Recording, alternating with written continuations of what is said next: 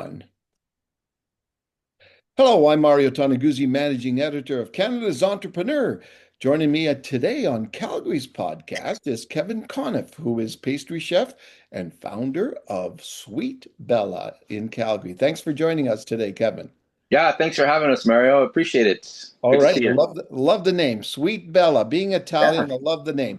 Oh, Tell me just a little bit about Sweet Bella and what you yeah. folks do.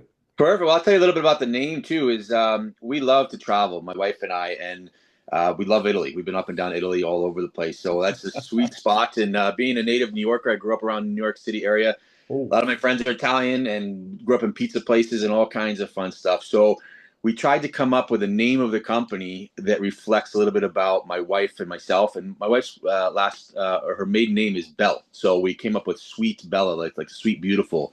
And it just kind of has a nice ring to it. And it took off. And we started making chocolate bars. And that's what we started with. I grew up mostly in retail bakeries. And I learned so much, Mario, about the different things that you can't do and shouldn't do, and just a couple things I learned. I haven't learned a couple of tricks about the things that you can do. So, a great loaf of bread, Mario. It's good for a day or two. You can't ship it. You can't hold it for a month.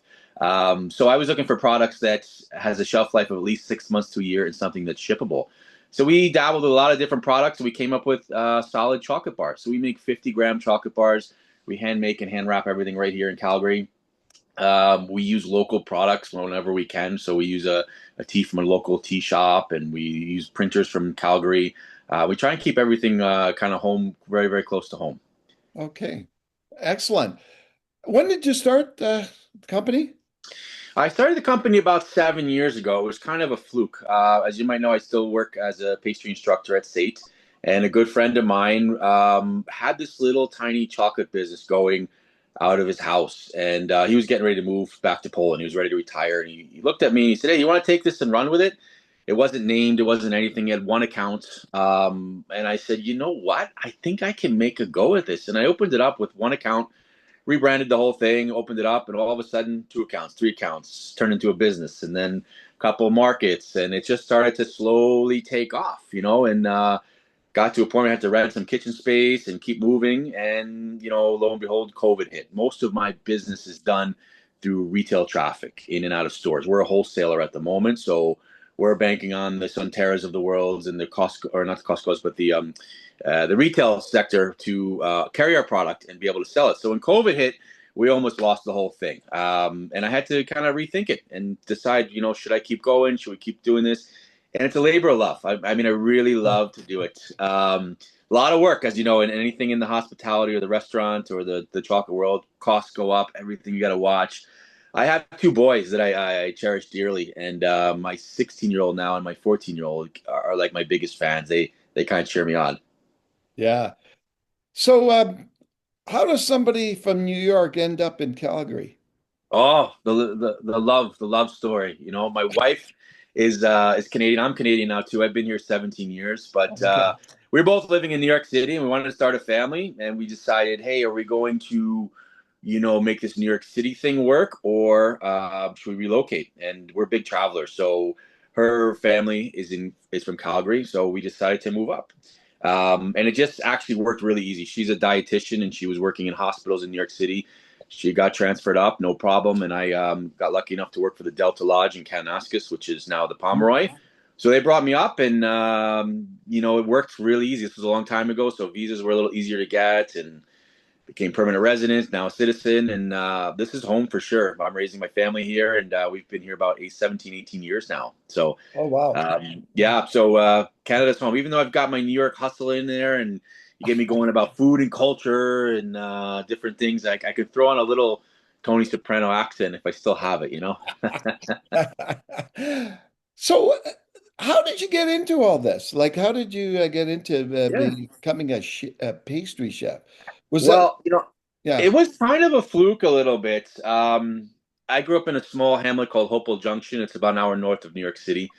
And when we were young kids, 13, 14 years old, all of our friends and family, their parents were so a lot of more immigrants, and they said, "Hey, you boys got to get a job. There's no more free ride here." So a friend of mine got a job at a bakery as the dishwasher.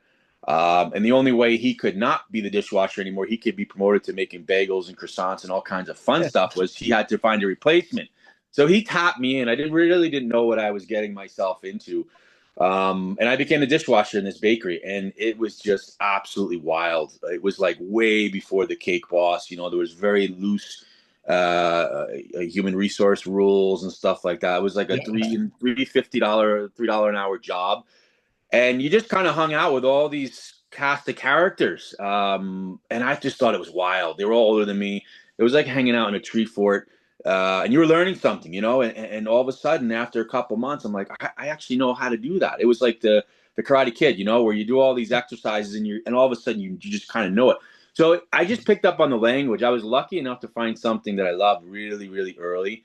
And then I just kept working my way through different ranks, different European pastry shops. They're all over, sprinkled all over the New York and the tri-state area. The Culinary Institute of America, as you know, is right there as well too. So I went to school there and did a hard knocks training there. Hmm. Apprenticed all over and worked my way to New York City and now to Las Vegas and Hawaii and zigging and zagging through the world. And it's a wild ride, and I kind of never looked back. Yeah. It was just something that kind of came easy. I could understand it, and that's what I tell my sons too. I said, find something that you love. I don't care what it is. Something that's easy, something that you can understand.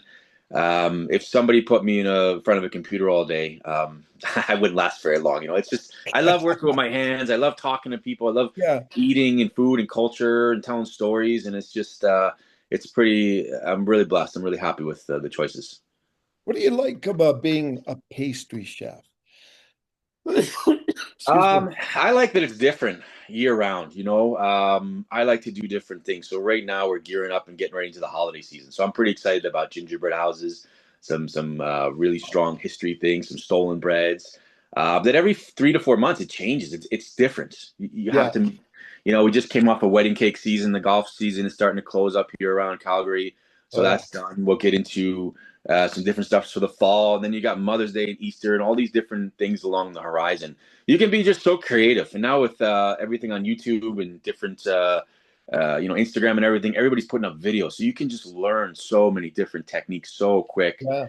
or at least try it. Some things online are not as easy as they look, so you you have some fails and you have some wins, and Yeah, it's yeah. just neat. It's just really, really neat. And with chocolate, it's a pretty good medium to work with. And I always Yeah. tell my students too, if it goes bad, it doesn't work, you just eat it. It's not a big deal. It's not brain surgery. So like, what's the big deal, right?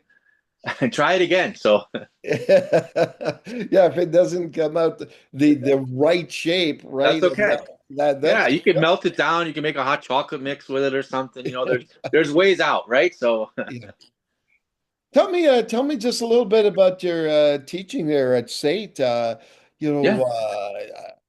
How long have you been doing that? Yeah, I've been there. My son's 16, so I've been there about 17 years now, just Oh finishing up my. 17 years. Yeah. When I first started, I had full head of hair, believe it or not. So, and getting a little older there. It's been awesome. State's fantastic. They provided and still do provide the wonderful work-life balance that I was looking for when I was starting a young family.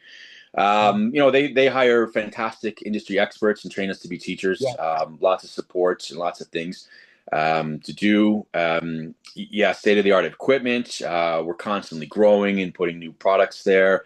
The talent they attract, it's just fantastic. It allows me to grow as well too. Where if you're working somewhere as a pastry chef, you're kind of on your own island by yourself. You're trying to, be the best. Or trying to do creative things where I'm lucky enough to work with 16 to 18 different pastry chefs from all over the world. So if I ever have a bread question or a Danish question, I look around and I'm surrounded by 5, 6 experts at all times, and we Yeah. love to chat and talk and bounce ideas. Maybe you should do this. Maybe you should. Did you see this? Did you see that? So it's just a wealth of knowledge there, and I'm super excited to be a part of it.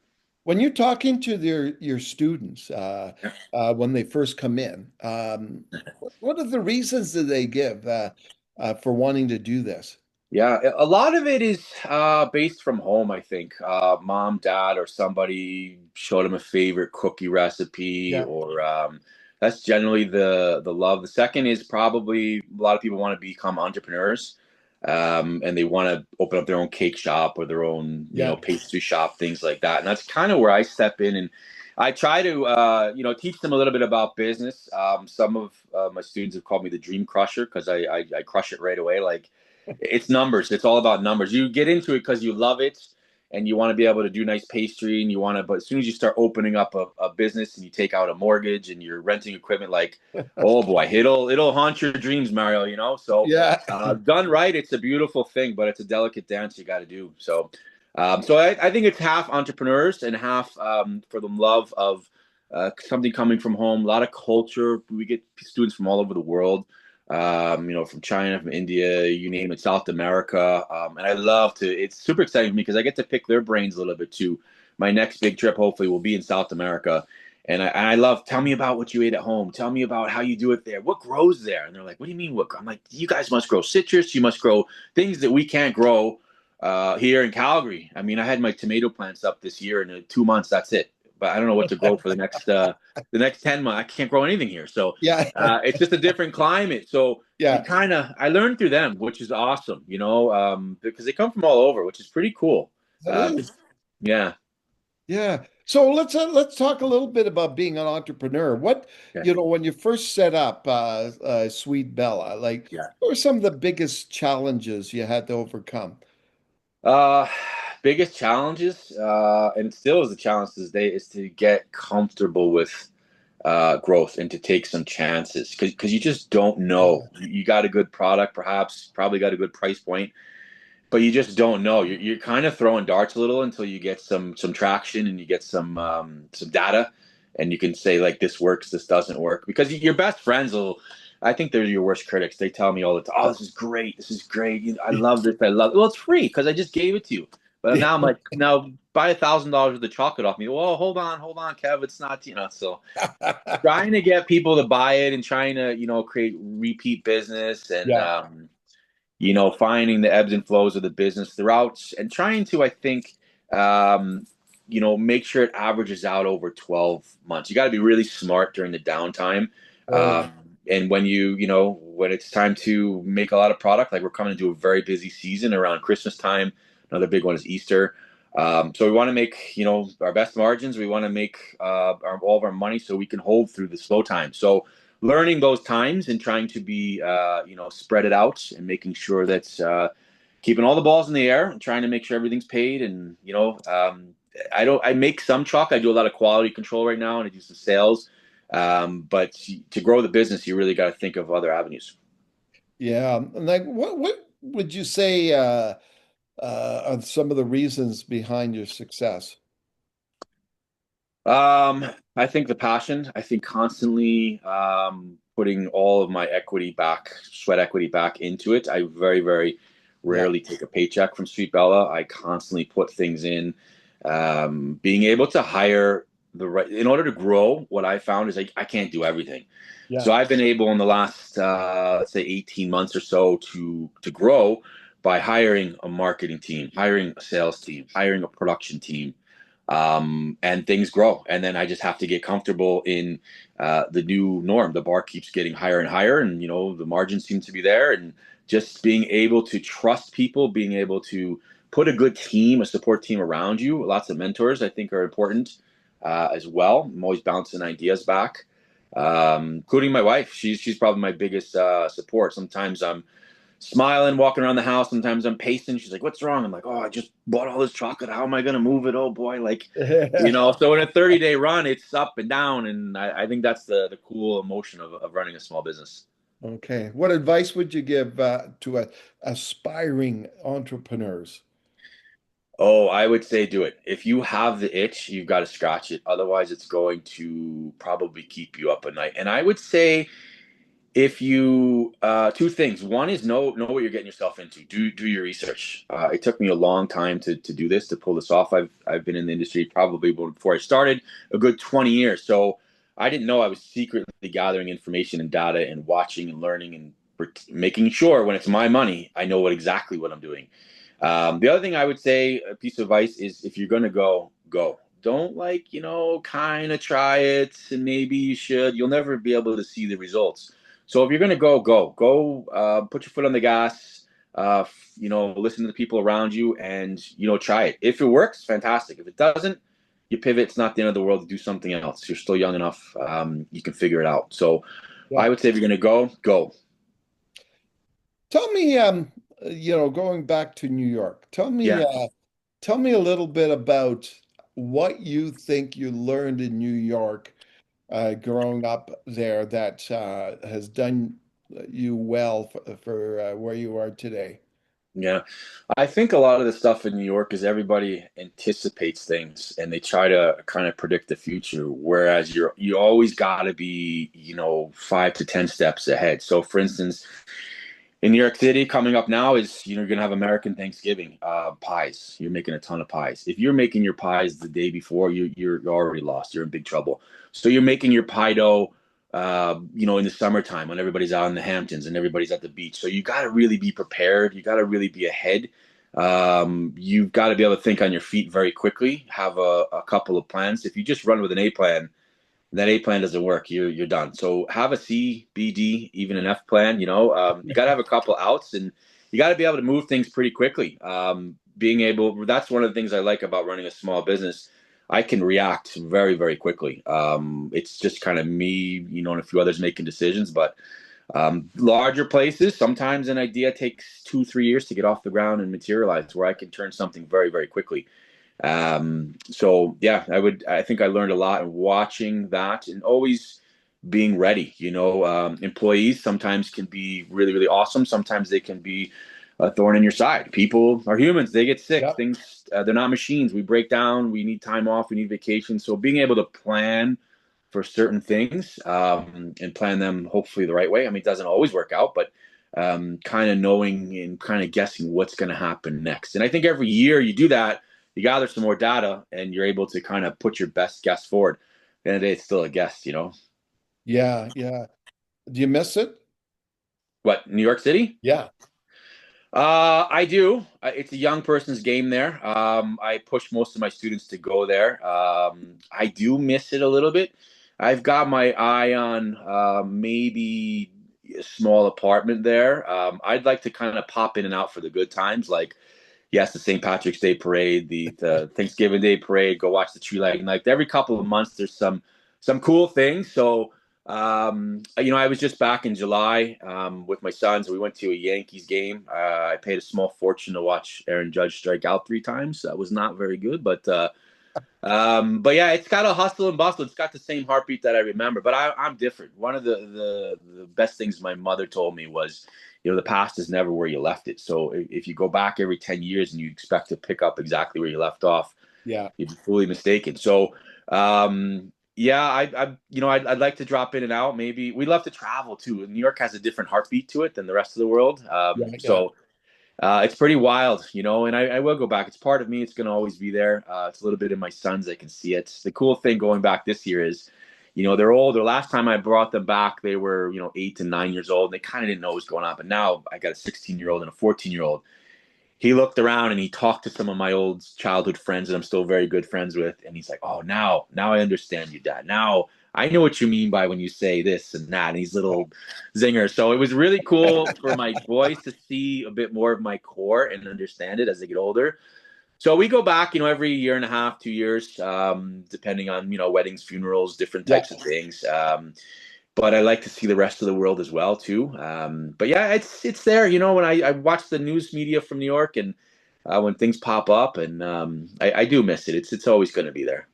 Okay. And what do you like about Calgary? And more specifically about being a business owner in Calgary? Yeah, Calgary's pretty awesome, right? It's kind of where I come from, a huge bunch of people there. Calgary, a couple million people. It's the community connections. The support here is absolutely incredible. It feels like everybody knows everybody on a first name basis, and I love to do business like that. That's one of my favorite things is to go to different shop owners and find out what makes them tick and learn about different people. We're growing like crazy here, and it's awesome to see that growth. Being able to take a flight from Calgary anywhere almost in the world right now. It didn't used to be like that. The Yeah. mountains are incredible, world class skiing and stuff like that. my wife keeps teasing me. Her bucket list trip is to go to Japan and ski, and I'm like, what are you talking about? Look at people come from all over the world to go to Lake Louise.